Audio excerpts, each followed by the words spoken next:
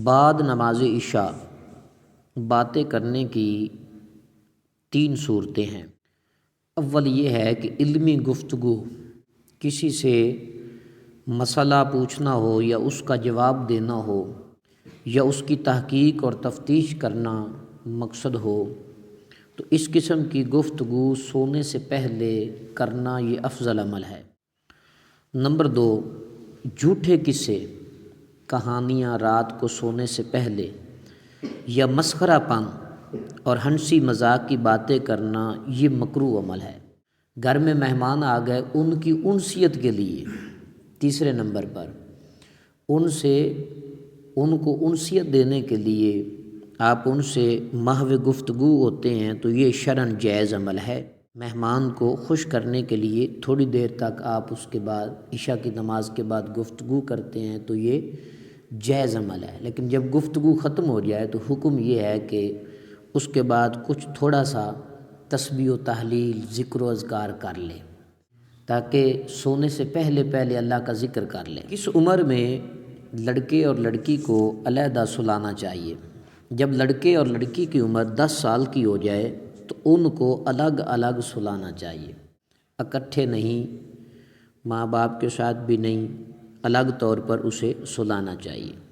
لڑکا جب اتنا بڑا ہو جائے تو اپنی بہن یا ماں یا کسی بھی عورت کے ساتھ نہ سوئے، بلکہ اس عمر کا لڑکا اتنے بڑے لڑکوں یا مردوں کے ساتھ بھی نہ سوئے، یعنی 10 سال کی عمر ہو جائے تو پھر اسے علیحدہ طور پر سلانا چاہیے، اور لڑکی بھی اگر 10 سال کی ہو جائے تو اپنی ماں کے ساتھ نہ سوئے بلکہ اسے بھی علیحدہ سلانا چاہیے۔ اللہ تبارک و تعالی نے ارشاد فرمایا کہ اے نبی، عورتوں کو حکم دو کہ اپنی نگاہیں نیچی رکھیں اور اپنی شرمگاہوں کی حفاظت کریں، اور اپنا بناؤ سنگار جو ہے وہ نہ دکھائیں مگر جتنا خود سے ظاہر ہے، اور دوپٹے جو ہیں وہ اپنے گریبانوں پر ڈالے رہیں، اور اپنا سنگار جو ہے وہ ظاہر نہ کریں مگر اپنے شوہروں پر یا اپنے باپ یا شوہروں کے باپ یا اپنے بیٹے یا اپنے شوہروں کے بیٹے یا اپنے بھائی یا بھتیجے یا بھانجے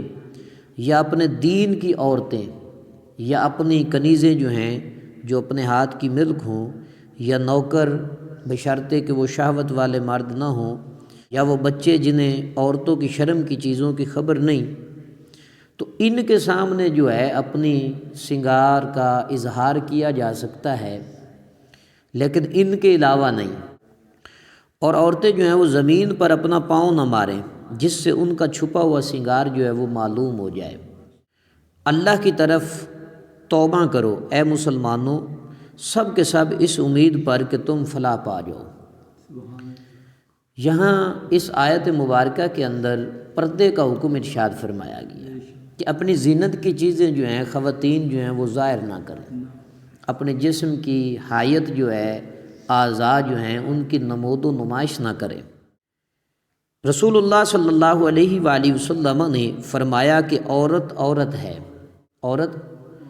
عورت ہے یعنی چھپانے کی چیز ہے، جب وہ نکلتی ہے تو اسے شیطان جھانک کر دیکھتا ہے۔ کس کو دیکھتا ہے جی؟ عورت کو، یعنی اسے دیکھنا شیطانی کام ہے۔ کوئی بھی مرد اگر کسی عورت گزرنے والی کی طرف دیکھتا ہے تو وہ شیطان والا کام کرتا ہے۔ نبی علیہ الصلوۃ والسلام نے فرمایا کہ دیکھنے والے پر اور اس پر جس کی طرف نظر گئی ہے اللہ نے لعنت فرمائی، اللہ کی لعنت ہوتی ہے جی۔ اب اس سے مراد کیا ہے؟ ایک خاتون ہے، با پردہ ہے، وہ بیچاری گلی سے گزر رہی ہے تو اب اس پر لعنت کیوں؟ یہ اس کے لیے حکم نہیں ہے، بلکہ یہ اس عورت کے لیے حکم ہے جو خود اپنا بناؤ سنگار ظاہر کرتی ہے اور اپنے آپ کو مردوں کے سامنے ان کو دکھانے کا موقع دیتی ہے، آپ کو ان کے سامنے لے آتی ہے آدھے ننگے کپڑے پہن کر۔ تو ایسی عورت کے بارے میں کہا گیا کہ اللہ کی اس پر لعنت ہوتی ہے، اور ایسے مرد پر بھی اللہ کی لعنت ہوتی ہے جو عورتوں کو دیکھتا ہے۔ یعنی یہ جو دیکھنا ہے، یعنی دیکھنے والا جب بلا عذر قصدن دیکھے اور دوسرا جو ہے یعنی آگے سے خاتون جو ہے وہ بلا عذر اپنے آپ کو قصدن دکھائے تو اس صورت میں وہ اللہ کی لعنت کے دونوں مستحق ہوتے ہیں۔ نبی علیہ الصلوۃ والسلام نے فرمایا کہ جب مرد عورت کے ساتھ تنہائی میں ہوتا ہے تو تیسرا شیطان ہوتا ہے۔ یہ میاں بیوی کے احکامات میں سے ہے۔ نبی علیہ الصلوۃ والسلام نے فرمایا کہ عورتوں کے پاس جانے سے بچو۔ ایک شخص نے عرض کی یا رسول اللہ صلی اللہ علیہ وآلہ وسلم دیور کے متعلق کیا حکم ہے، یعنی شوہر کا جو بھائی ہے اس کے بارے میں کیا حکم ہے؟ نبی علیہ الصلوۃ والسلام نے فرمایا کہ دیور موت ہے۔ کیا ہے جی؟ دیور موت ہے، یعنی دیور کے سامنے ہونا گویا موت کا سامنا ہے کہ یہاں فتنے کا زیادہ احتمال ہے۔ عورت کو اپنے دیور سے بھی پردہ کرنا چاہیے۔ اس حدیث مبارکہ کو امام بخاری نے بھی اور امام مسلم نے روایت کیا ہے، اور فرمایا کہ تمہیں معلوم نہیں ہے کہ ران عورت ہے، یعنی چھپانے کی چیز ہے۔ عورت جو ہے، عورت وہ ہے ہی عورت، چھپانے کی چیز ہے۔ اور نبی علیہ الصلوۃ والسلام نے فرمایا کہ اے علی، ران کو نہ کھولو اور نہ زندہ ران کی طرف نگاہ کرو نہ مردہ کی طرف۔ آج جب کوئی عورت فوت ہو جاتی ہے تو گاؤں کے آدھے لوگ جو ہیں اس کا منہ دیکھ لیتے ہیں۔ گاؤں کی خواتین جو ہیں، کوئی مرد فوت ہو جائے تو اس کا منہ دیکھے بغیر نہیں رہتی ہیں، حالانکہ شریعت کی خلاف ورزی ہے اس میں۔ کوئی بھی عورت جو ہے وہ کسی غیر محرم مرد کا چہرہ نہیں دیکھ سکتی۔ کوئی جو غیر محرم مرد ہے وہ کسی عورت کا چہرہ نہیں دیکھ سکتا۔ تو آج کل ہمارے ہاں تو پھر کھلا ماحول ہے نا، جو جہاں پہ مرضی گھومتا پھرتا رہے۔ تو جو بھی مسئلے یہ میرے سن رہے ہیں، احکامات کو سن رہے ہیں، انہیں عمل بھی کرنا چاہیے، کیونکہ یہ رسول اللہ صلی اللہ علیہ وآلہ وسلم کی شریعت ہے۔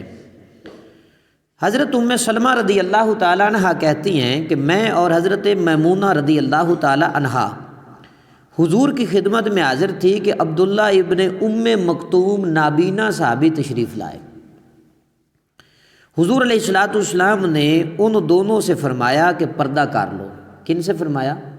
ایک روایت جو ہے وہ حضرت اما عائشہ صدیقہ پاک والی ہے، تو اس روایت میں یوں ہے کہ حضرت ام سلمہ اور حضرت میمونہ رضی اللہ تعالی عنہما دونوں تشریف فرما تھی، تو نبی علیہ الصلوۃ والسلام نے فرمایا کہ پردہ کر لو۔ تو کہتی ہیں، کون کہتی ہیں؟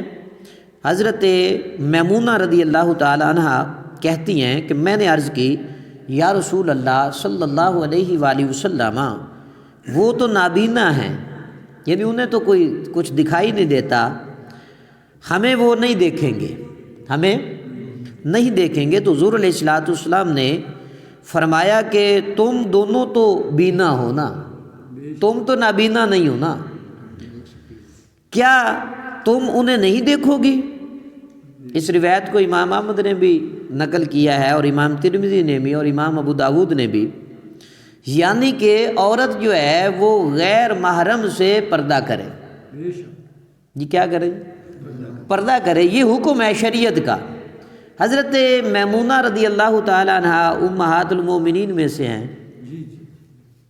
اور حضرت ام سلمہ رضی اللہ تعالی عنہ بھی امہات المومنین میں سے ہیں، تو ان مقدس ہستیوں کے بارے میں کتنا حکم ہے۔